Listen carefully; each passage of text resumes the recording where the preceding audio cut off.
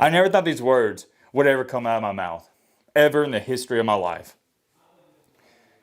I genuinely feel bad for Auburn fans. I do. Okay, there we go. I can't believe that. I cannot believe that. And before we even get going, let me write this down. This is a message to Payton Thorne. And let me turn the TV down so I can lock in and focus on this video. Got some other games going on. I need to hurry up and get this video over with before the Bama game. Come on back later tonight. You already know we're going to either have a reaction or a live reaction video for that. But Payton Thorne, and I'm leaving this in the video. I'm leaving this in. Erase it. Two options, buddy. Two options.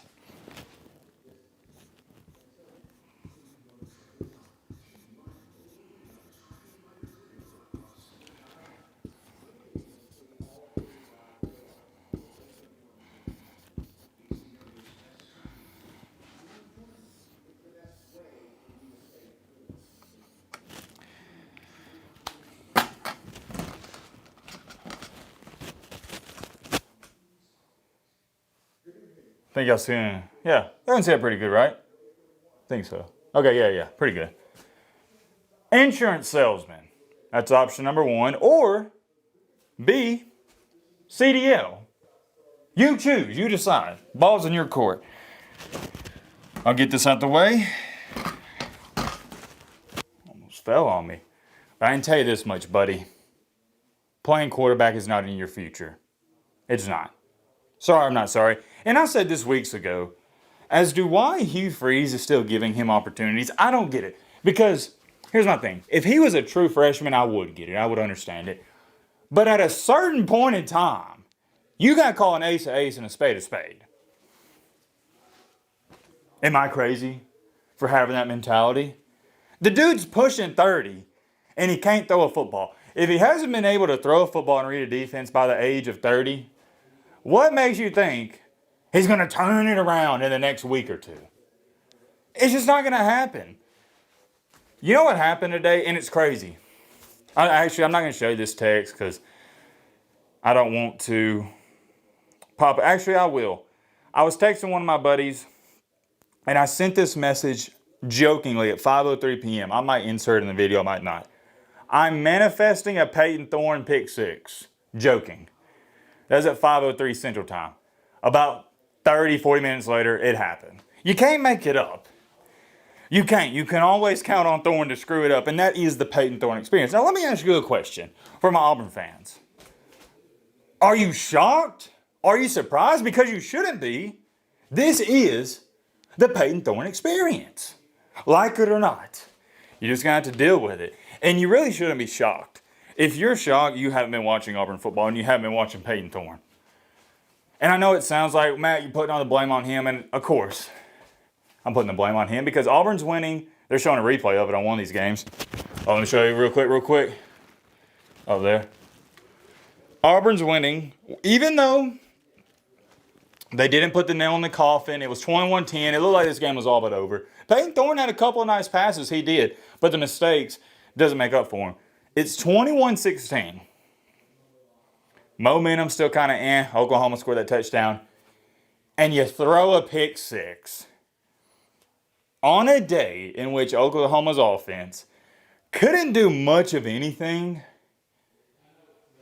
A pick six is, of course, the last thing you wanted to see. But seriously, this was a defensive slugfest. And you throw a pick six. I mean, that was it. Game was over then. And the crazy part is, I do believe if Auburn would have not thrown that pick, let's say you run it, get stopped a couple plays, and you punt it to them, I don't believe Oklahoma could have scored another touchdown. Make Oklahoma go, if you were to punt the ball, because they had it on their side of the field, Oklahoma's. Let's say you punt it, you get the ball to Oklahoma with 3 minutes and some change to go, and they got to go 95 yards with a true freshman quarterback who mainly wants to run the ball. I like my chances if I'm Hugh Freeze in Auburn. Now, I'm not blaming Hugh Freeze for this, and it goes back to what he was saying in all the press conferences. To all the Auburn fans that are saying, oh, Hugh Freeze threw his quarterbacks under the bus. No, he didn't. And what I'm referring to is, in some of his recent press conferences, he said, yeah, we just got to find a guy who won't throw the ball to the other team. The plays are working. The receivers are open. It's just our quarterbacks are throwing INTs. And everybody, when I say everybody, just soft people took that as, oh, well, he's throwing the quarterbacks under the bus. No, he's not throwing them under the bus. That's reality. Wake up. He's just calling it for how it is. We got to find a guy who won't throw the ball to the other team. I don't think that's throwing him under a bus. That's just speaking facts. And I actually appreciate a coach that doesn't give you BS coach talk. He told you how it is. And what do you know? You can't make it up. Literally the next game, this one, against Oklahoma, what happens? Your quarterback throws the ball to the other team, and you lose on that play. That was the game-sealing play.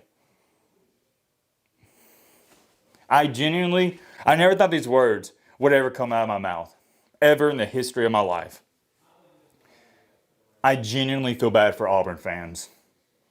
I do. The pain, suffering, and misery, it's awful. It's almost unbearable. I couldn't imagine being an Auburn fan. It's that bad. And like I said, I'm saying it again. I can't believe those words came out of my mouth, but I believe it. It's bad time. It is a bad, bad time to be an Auburn fan. And here's the worst part. There are no signs of this thing turning around. Sometimes in certain scenarios, if a team's 2-3, that's their record now, I think. Yikes. Might not even make a bowl game, but different conversation for a different day. As Colorado scores another touchdown. We're going to talk about Colorado after this video. Sometimes when your team's 2-3, 3-2, whatever, although the season's not going great, you're still making progress. But the thing with Auburn is, they suck right now. But they're actually getting worse. Like, this thing's going downhill. It goes back to this. I still can't believe they fired Gus Malzahn. I can't believe that. Worst decision they ever made. Malzahn was winning 9-10 games a year, and the boosters and alumni said that wasn't good enough. Crazy. You'd most certainly take 9 or 10 wins now. Man. And I know we've only talked about how sorry Payton Thorne is, but that's the main focal point of this video. I do want to pull up some stats because I'm really interested to see what they wound up being. Look at the box real quick. Yeah, Payton Thorne, outside of that one interception, was pretty good. 21 for 32, 340 yards, 3 touchdowns. But that interception, man, it cost you the game. So, no, he didn't have a good game. He made that disastrous play at the end. And Michael Hawkins Jr., I'm not even going to write any of this down. 10 for 15, 160, 0 touchdowns, 0 INTs. He didn't do anything special, but here's the thing. He didn't lose you the game. Payton Thorne literally lost you the game.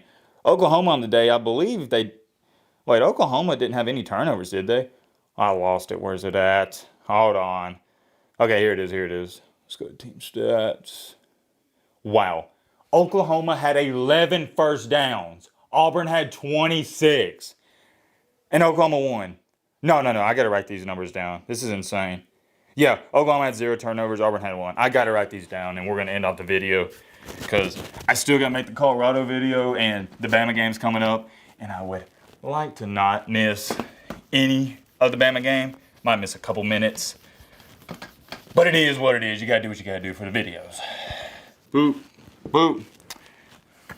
Auburn had 26, count them, 26 first downs. Oklahoma, 11. But hold on, it gets even better.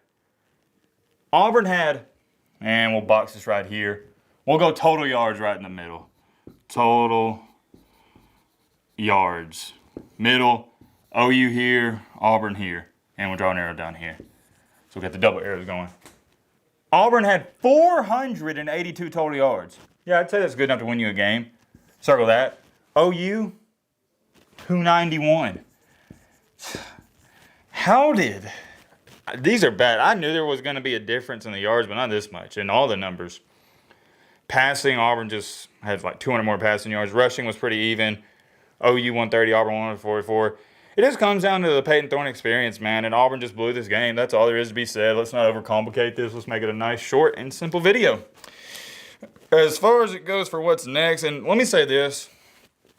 I don't want to give a big clap because you didn't play good, but it's like a mini clap to Oklahoma. You never apologize for winning, and you especially do not apologize for winning on the road in the SEC. And some people are going to say, well, Matt, Auburn sucks. You ain't telling me nothing I don't know, but winning in Auburn's a hard place to play, hostile environment. Oklahoma didn't play good, but sometimes that's what great or good teams do. They find ways to win. Oklahoma, you know what? I can't even do it. Oklahoma didn't find a way to win this game. Auburn found a way to lose it. And that's the cold, harsh truth. I'm curious, Oklahoma fans, how do you feel? Of course you feel ecstatic about the come-behind win, but do you really feel good about this team moving forward? Because Oklahoma did not look good. The defense looked good. Offense is still not good. I mean, if you keep playing like this, you're going to struggle to win 8 games. So this was the definition of the battle of the bad. Not even the battle of the mid, the battle of the bad. It was not a good football game. I mean, it was a good game watching it, but both teams have a lot to work on. These aren't top-tier teams in the SEC.